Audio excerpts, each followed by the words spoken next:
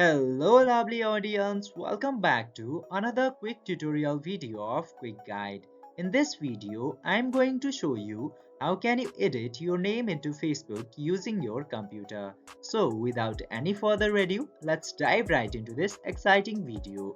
Firstly, you have to open your Facebook application, and after open application, simply click to your account.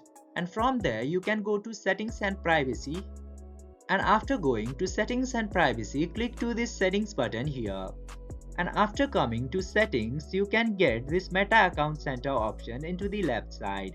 Click into meta account center, and from here you just simply have to select the profile option and click to your Facebook account. Now you can change or edit your name and username from here. Just simply select which name you want to change. I'm choosing name option here, and after going into name, you can edit your name from here. Just simply you can erase your older name, add the new name, add middle name, and after doing changes that you want, just simply click to this review change option, and then Facebook will give you option to change the order for your name. And after selecting the suitable order for your Facebook name, click to this done button.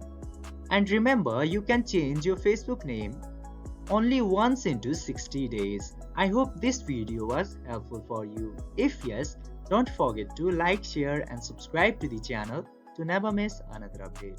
Thank you for watching the video.